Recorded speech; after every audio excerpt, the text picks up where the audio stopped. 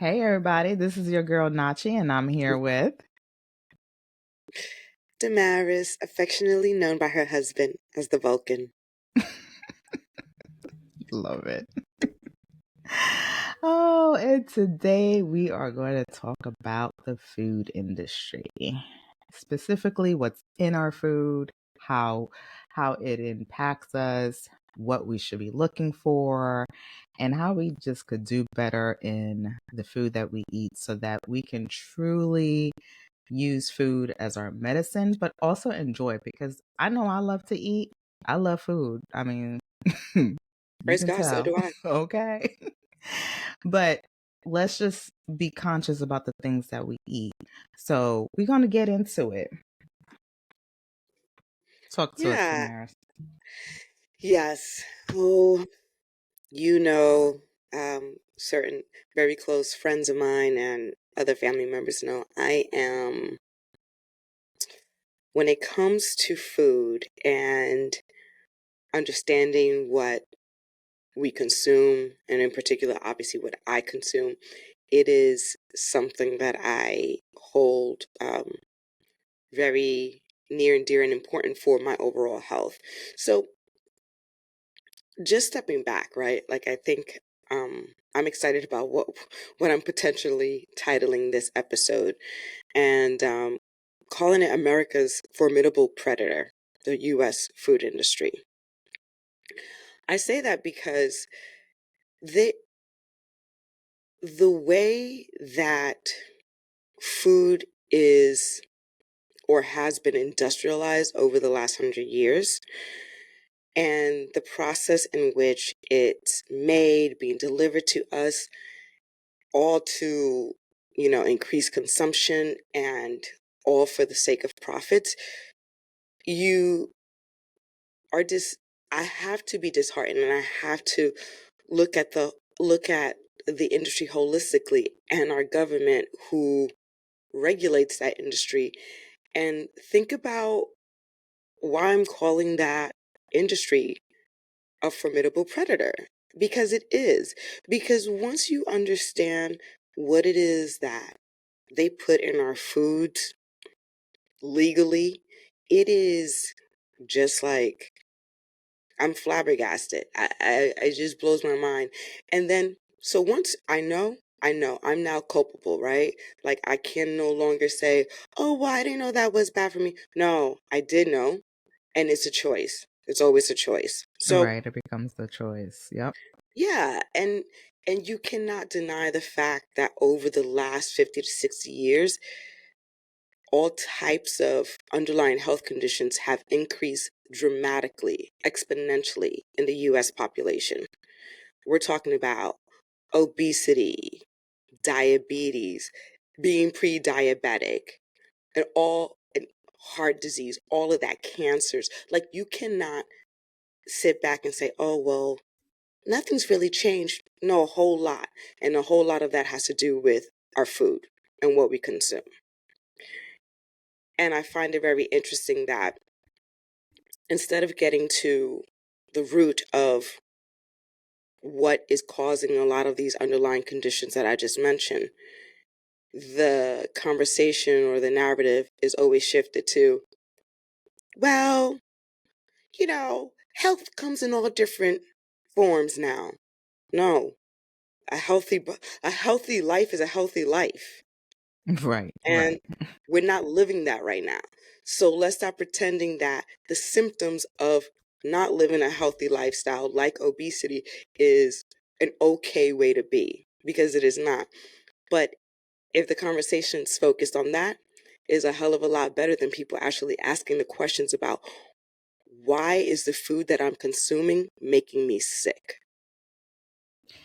And I think people aren't thinking, like you said, we're not aware of it. And once you're aware of what's actually in the foods that we eat and how those specific ingredients that one is supposed to enhance flavor or um, enhance the shelf life of a particular food, it's actually combating the inside of our bodies and and the way we function on a daily basis, and we Hmm. don't make that connection when things happen, when things flare up.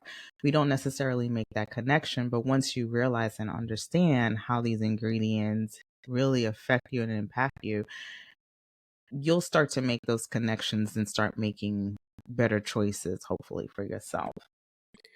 Yeah, absolutely. And this is why I'm very big about why we need to be judicious about what we consume and put in our bodies, right? And I think, for a lot of people, like, oh, that's obvious, like, yeah, but let's cover why that's so obvious, or why it should be obvious. We need nutrients to survive and be healthy. The source of those nutrients come from the foods that we eat. Food is our number one medicine.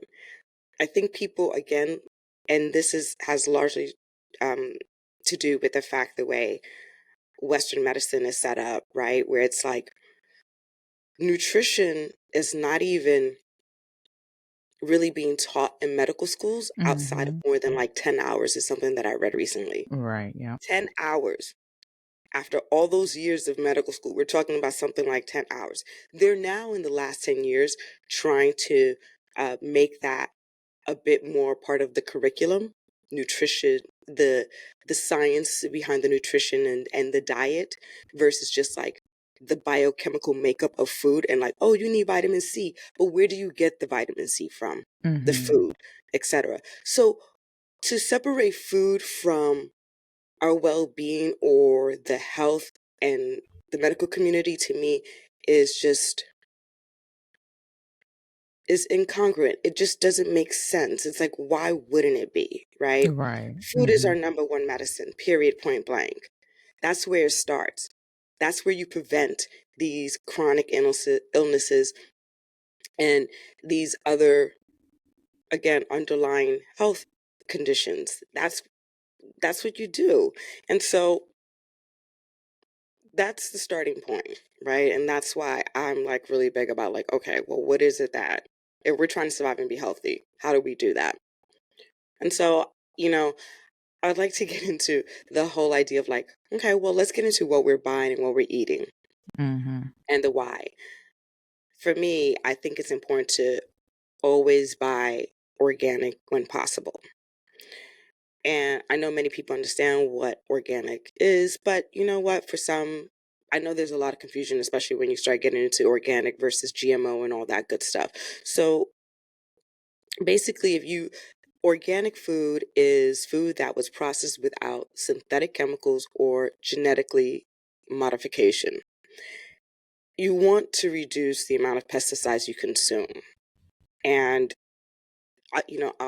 for me, obvious reasons. Number one, it's synthetic, it's a synthetic chemical, which means that it's fake. And a lot of these chemicals have been known to cause adverse effects like cancer, disruptions to your organs, disruptions to your endocrine system, which is like your hormone that manages your hormones, things like that. There are long-term effects, and they can become chronic. So when you hear that, I don't know.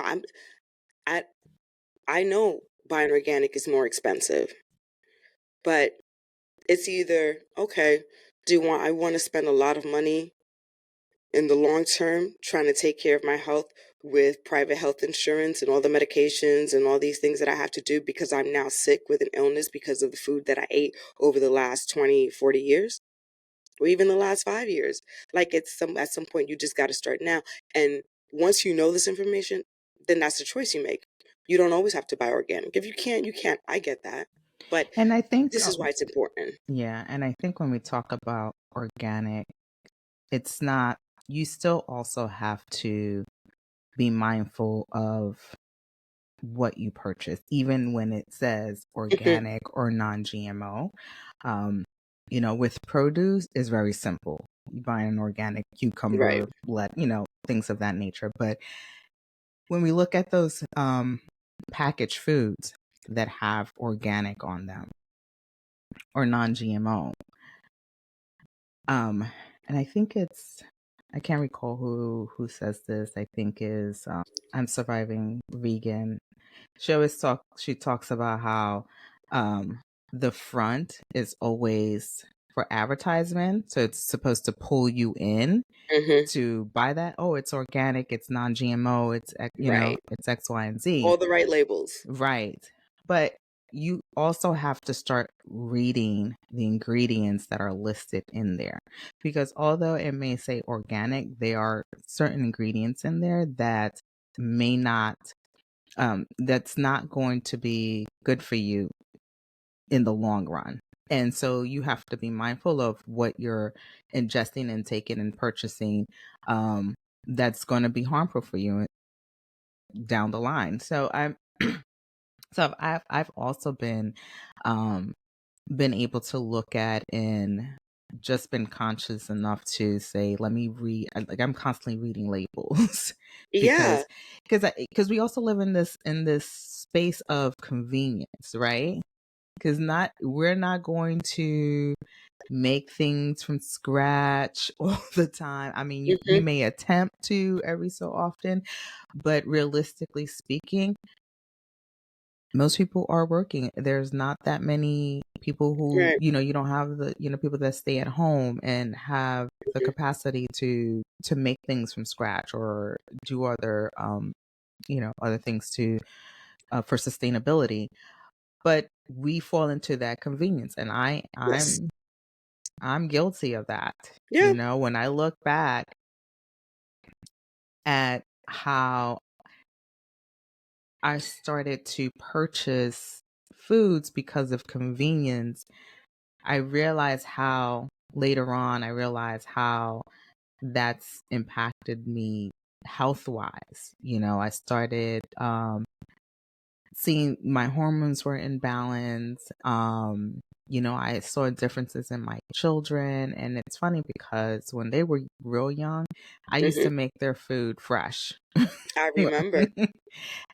I used to make their food fresh. They don't eat certain things. That's Yeah. it. You were that mom. Yes. Ah, As I was. And as they got right. Rightfully older, so. yes, as they got older and I was a single mom, things became a little bit harder. And then it was just like, I need something quick, fast, and that's just not Right. going to take a whole lot of time. Yeah. And in hindsight, that was probably the worst decision I've ever done. Right. But I've those ever are made. facts, right? Like, yeah. Yeah.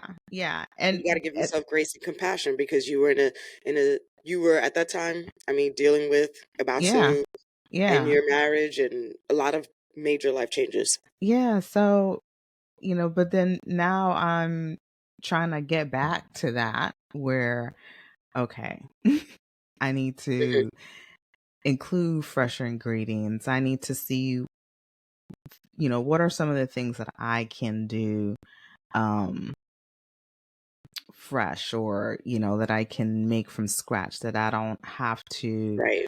um add all this that I don't have to go to the store and buy a packaged product, so the less packaged products I can buy, the better I am.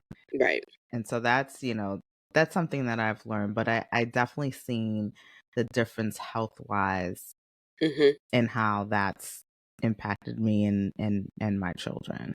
Yeah, no.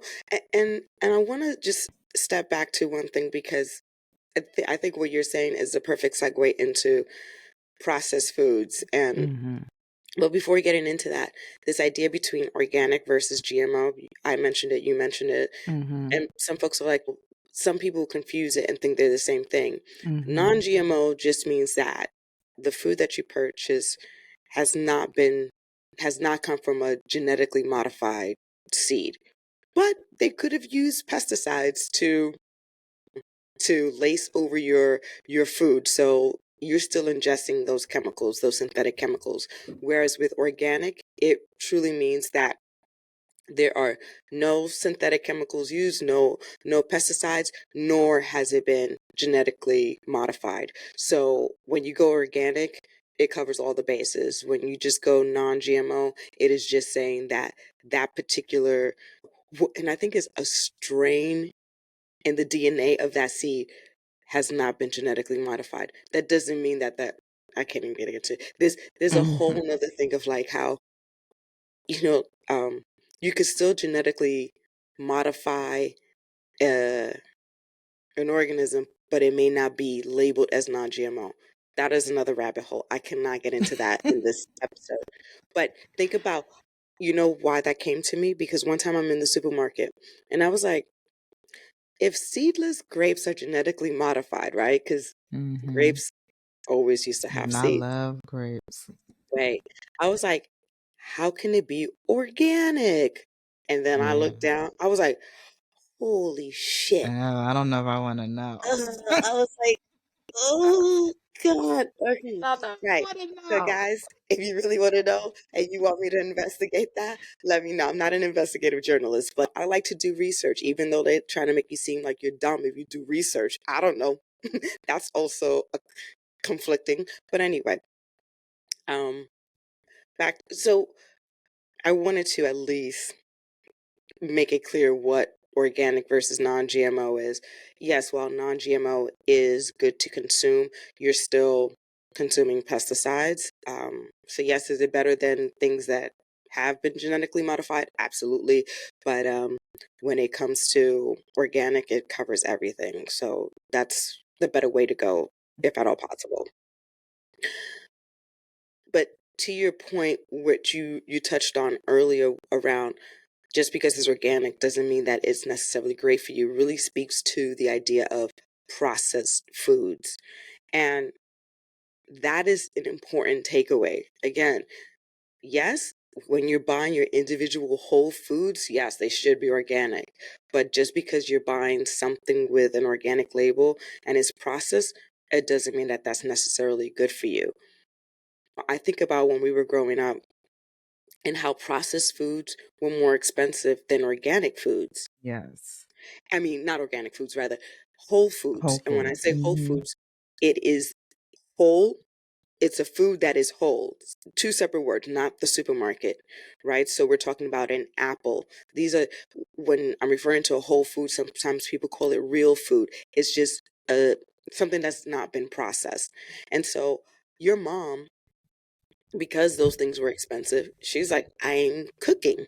Right. So we Right. had whole meals. We had rice, beans, chicken, a salad, and that was it. Um, we had minimally processed foods in our life, which was probably one of the best things that and we didn't really suffer from constantly being sick or, you know, suffering from whatever, any other thing like that. Yeah, those were like treats. I remember when Yeah, mommy Bobby would buy Coca-Cola, but it was really for his mixed drinks when we when he had yeah, company. But it was just like yeah, I can't wait till people come over so I can have a yes. sip of Coke. Mommy had soda under the cabinet, under the sink, and that was It not for wasn't a us to regular, consume. yes. It was for Saturday, Sunday when we had guests. That's if we Hmm. had guests. Otherwise, we're not consuming that. And I'm so grateful that actually turned out to be the way because now in today's day and time, it's the reverse. Processed foods are less expensive, so they're more enticing to buy, especially when you're in a bind with time and money. Hmm. So you're like, okay, you're pushing me to eat these highly processed foods with these um, ingredients that are like built into everything and all these things that we eat, like seed oils and sugar. And those things are known to be major causes for, again, all these underlying conditions, these chronic diseases that Americans now suffer from. Yep. Yep. You And it's just like you have to understand that there's when I looked up the definition of processed foods, just I know what a processed food is, but I'm like I want to be very clear when we talk about this on the show. It is transforming food into other food items. What? other food items. Items. When food is processed, fat, sugar, and salt are usually added, and important nutrients such as fiber are usually removed. Whole foods, on the other hand, are not processed or are foods that are as close to its natural form as possible with minimal to no processing. Like, that's mind blowing. Just the idea of like, I think of you cheese product. You know how you know, like when you buy cheese, no, I'm like, cheese product, what is I that? will spend like 30 minutes in the dairy aisle trying to read the right label to pick up the right cheese, especially when it comes to American cheese. It's like food, cheese, product, food, cheese, food. I'm like, what is a What? cheese food? What is a cheese I product? just want It's like regular cheese cheese, product, like please. what? I- I'm, what is happening? This can't be real. And I will read the back of, You know what's so funny? It's just like how the mindset had switched because to your point, back then convenience was a luxury, right? So Mhm, the processed food was a luxury. Now it's yes, like, oh, these processed foods, everyone needs to, work more and eat, eat less eat less whole foods and eat more of these quick meals and, fast way of getting dinner on the table. yep. But I real mean, talk, mama used to work a full-time job and had a meal on the table. I her don't know how second she job did was it, the but house. yes, I Yeah, don't know her how she second did it, job was but the house. You said what? I said I don't know how she did it, but we had a whole meal. Every day. Yep. Every day. Now we had cereal, which was in the morning, which was a processed food. But again, if we're talking about that's like one out of my three other meals. Yeah. One of my three meals is okay compared to other people who had processed food regularly. And again, when we had McDonald's fast food, that was a treat. That wasn't something to be like, oh, well, I don't have time and it's cheaper. No, Let it me was a go. luxury. And thank God, because that meant we didn't have it often. I Now they mean, trying to sell you fast food burgers for $1, and y'all like, yeah, yeah, the let's do dollar it. meal, the How? dollar menu Like this meal. don't even make sense. I, I don't want A nothing that I paid dollar, a that's dollar it? for. How y'all made this? What's really in this? Right, right. Listen, when I'm reading the labels on these things, I am I go by my rule of thumb, my litmus test is if I cannot pronounce the ingredients and recognize what they are, I'm not I'm not gonna buy it. And again, this is not to be like, oh, Damaris never eats a processed food in her life. No. No, I love Coke. This is why I don't buy it. I love a good Coke, but I don't buy it, so I don't drink it. I don't see it. I drink it when I go to my cousin's house because they stay with that in their house. And I'll be like, yes. And they know. So I'll have like 1.5 glasses, one and a Right. half glasses, because guess what? That Maris doesn't feel good afterwards. Yeah, yeah, And I yeah. know this.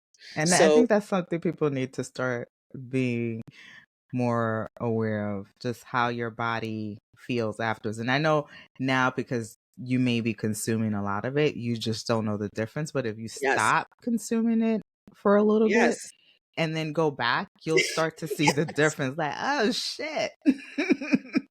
And I, What's going on yes. with me? You know, it's so funny. I remember in my days when I used to do the farmers market selling my soaps, Uh-huh. and my car was acting funky, right? Right. Because the acid on, and apparently the battery had what you call it, was rusty, and and this lovely older gentleman that was also a vendor, he was like, "Oh, you need help?" And I'm like, "Yeah." He looked at opened my hood and started looking. He was like, "Oh, look, your battery's rusted." He was like, "Let me go to my truck." He went to his truck, Uh-huh. pulled out a Coke bottle, y'all. A Coke bottle, came, poured it over the battery, nice and clean. Car started up just fine. He was like, It's always keep yourself disgusting. a he was like, always keep yourself a bottle of Coke in your car for this reason. I was just like, I think that was the first time that I realized, like, damn, what the fuck am I You're like, and I drinking? drink that. I drink battery acid remover. My stomach is probably tore up. Yes. Oh my goodness. And yes, like you, I love myself some Coke, but I don't buy You it at home. Like I may It's buy not it good for you. if people come over to, mix a drink, Right. but on a reg, I don't buy Yeah. it because of that reason. Because yes, I will go through it because it's addicting. I mean, the bottom line is if you're buying processed foods, you should be able to pronounce the ingredients. And Yes, I can't. absolutely. So, like, an example of that, I buy the Rouse spaghetti sauce. Rouse spaghetti Yes. sauce is not even organic, No, but it's here's not, the but thing, it's not organic. But when I look at the 7 ingredients they have, it's a clean product. it is a clean product. It is literally, but and I also fucks with them because the tomatoes they use are from Italy. I'm like, I trust Europeans because guess what? They ban certain pesticides.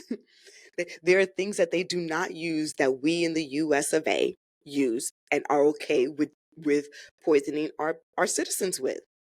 So I trust when they say they're using Italian tomatoes, onions, peppers, garlic, and like sugar and something else. And not like not high fructose corn syrup or corn syrup, Mhm. just sugar Mhm. and something else. And I'm like, bet I'm gonna use this. I can read, I can understand every ingredient you've used. And I prefer, and the fact that it isn't organic, okay, well, at least you're telling me you're getting your vegetables from Italy, Mhm. which Mhm. I trust they're, they have a more stringent limit and requirements for the types of pesticides used on their crops. So, yeah. Yeah, and that also goes to show you that we do have products here, Although there are certain ingredients that are banned in other countries, but Mhm. are approved here in the USA.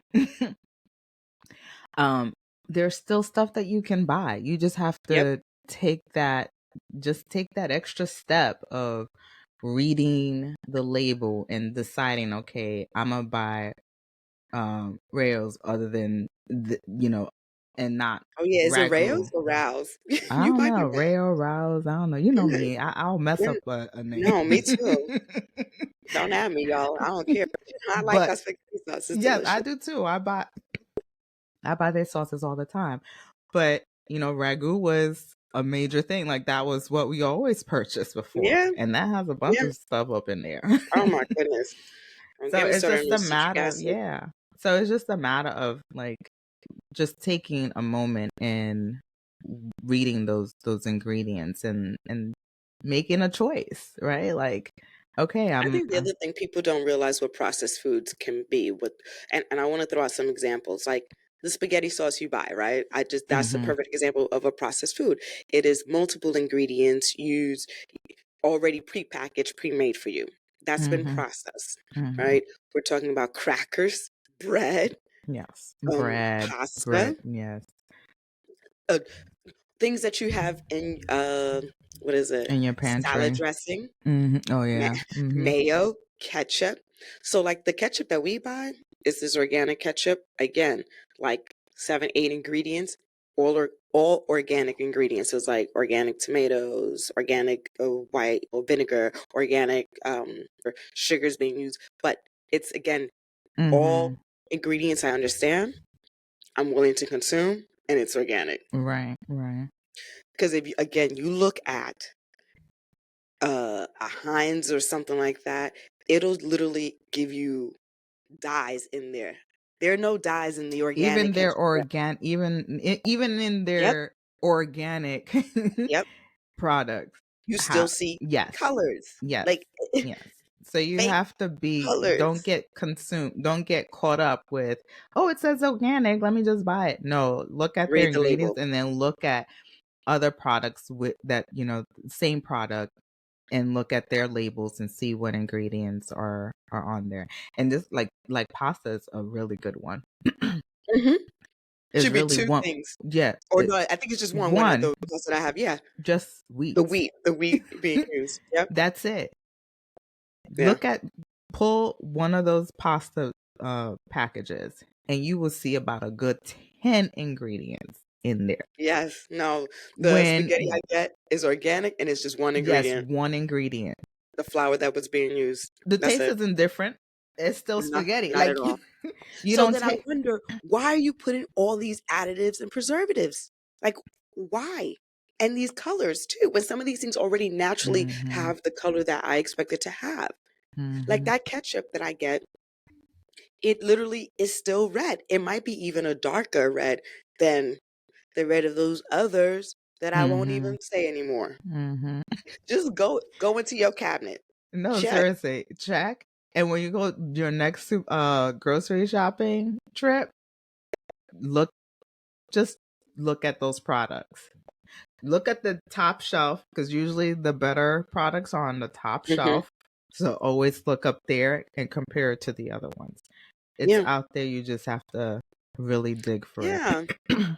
Yeah. It takes time.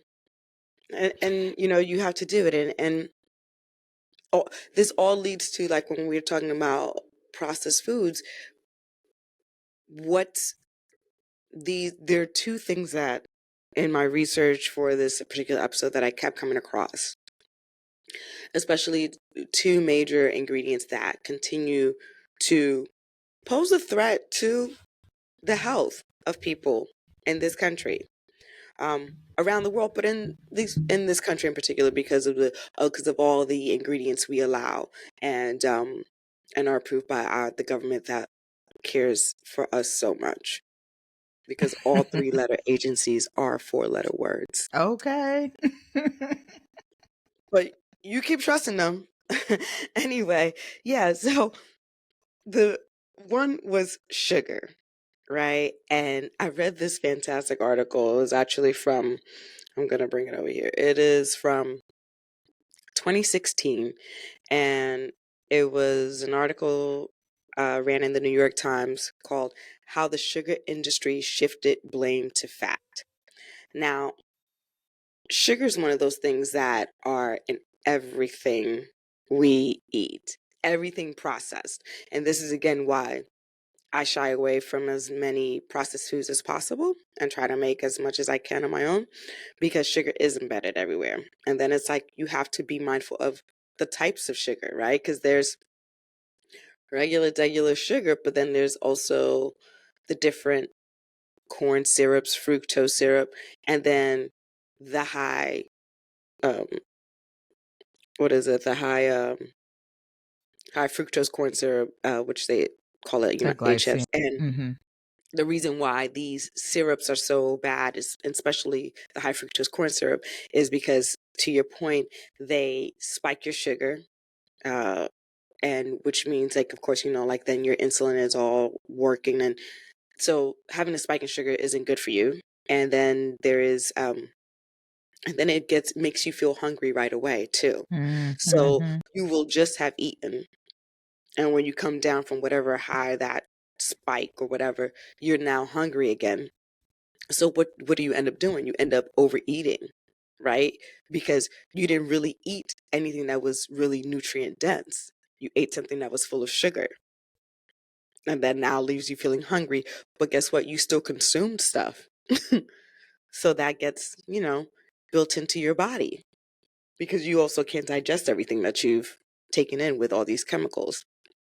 But this sugar industry article was really interesting to me, because it really revealed how certain industries, and in particular the sugar industry, had influence over, ultimately, over the story behind sugar isn't bad, it's really fat. And then so trying to shift the blame from sugar, that the blame of, like, oh, sugar could be causing all of these other chronic illnesses. So the way they went about doing that was paying for research. So they paid, in this was in the 60s. um yeah, it was in the 60s. They paid some scientists. This is the Sugar Industry Association at the time. They paid scientists to write a review that was highly favorable to the sugar industry, Mm. and shift the blame again to fat, and then have it published in the New England Journal of Medicine. So what does that do?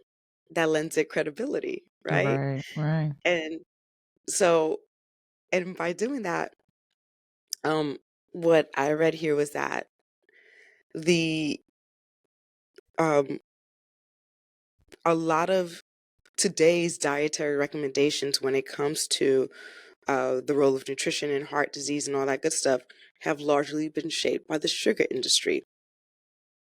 Mm, I was like, wow.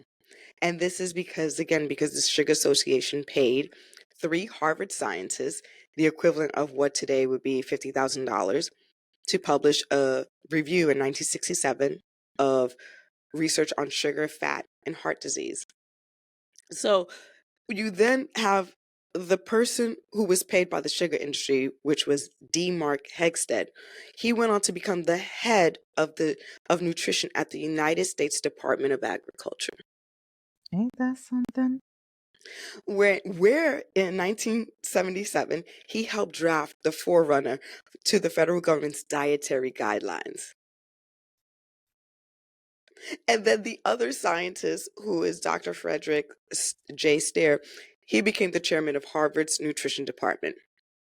So when we say that, you know, corporations are buying, like they literally, for the last 50, 60 years, shaped how the federal government has said, oh, this is what is a healthy, nutritious diet. Driven, And this is what they market to the American population. yes, yes. We're saying consume a lot of grains, breads, carbs. Really? Versus more um, meats, fruits, vegetables. Right, Okay. right. I remember, and it was real because I remember growing up, I've always enjoyed meat. Like that kind of protein, animal protein for me has always been very good, and I feel good, and it makes me feel fuller, longer, and I just body wise, I felt good. I never felt really great when I ate cakes and stuff, and that's why I just don't really eat Hmm. desserts like that. Like I'll have a sorbet, but that's it. Like I'm not really into that. I prefer fruit and stuff like that. And I I remember love me this, some sweets.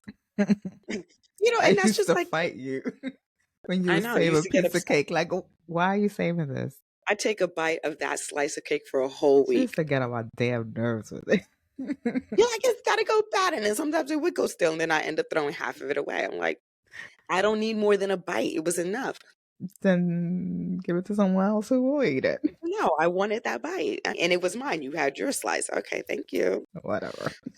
But oh, the fact, oh yeah, there's a friend of mine used to be like, she's like, I don't know how you're so skinny when you eat like all of these fatty meats and stuff. Because it was the association of fat was bad, animal fat was Right, bad for right. you. When in fact, it's all that bread and stuff you're eating, all those simple carbs that break down into just sugars in your body. That's the real culprit. I'm Hmm. like, am I eating a steak every day? No, absolutely not. I eat chicken, I eat other lean meats, and I also eat fish. But do I enjoy a ribeye? Yes. All And day with butter? Yes.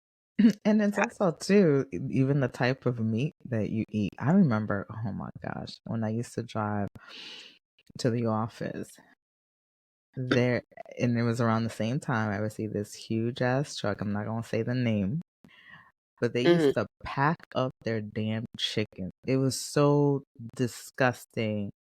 Like, just number one, I feel bad Hmm. for the chickens because I'm like, Yeah. why are they all packed up like this? And it's mad cold out, and you going Right. down the highway like 80 miles per hour, and it's all open, so it's not even like it's closed in. Like, you see these packed up chicken, and it was disgusting. And when I saw that, I Hmm. said, I don't think I'll ever buy from that product ever because it's gross. But I guarantee you, they're not the only ones out Oh, there. they're absolutely not the only ones. They're And the not. thing I is, just this is happen why, to see it, but we also have to. yeah, yeah, like the meats you consume again. I try to solely buy organic meats, and we do, like Mhm. 95% of our meats are organic, but it also doesn't mean that the animal is treated any better. Sometimes Right. it's treated the same, it's just that they're fed different foods, so organic foods, and this is why they're labeled organic. You can't always get everything free range farm, Mhm. Mhm. unfortunately. But Types of meat. You have your poultry, fish, and yep. all of that. So yeah, it's a balance of knowing where your food is coming from. So again, Hmm. while we have our supermarkets, I I'm a big proponent on shopping at your local farmers market Yes. or finding out um local or nearby farmers that provide these type of foods, because you will probably have better quality Yes. produce and meats from these farmers than you would at your grocery store. Absolutely. So, and I know some of us live in the city. Trust me, y'all got farmers markets too. And y'all We do have nearby farmers. You just have to, there's a support list them. out there. Yeah, there's a list out there, and we need to support them because, Yeah, there's a website that I'm definitely gonna find that and put that in the show notes for New York y- City in particular, because it's it's exhausting. yeah, I This have a is couple of websites that we can yeah, share. we'll definitely put up. I think one is Local Harvest, and Hmm. I can't think of it offhand. The other one, but the other one also gives you a list of the different farmers and ranchers Right. near you.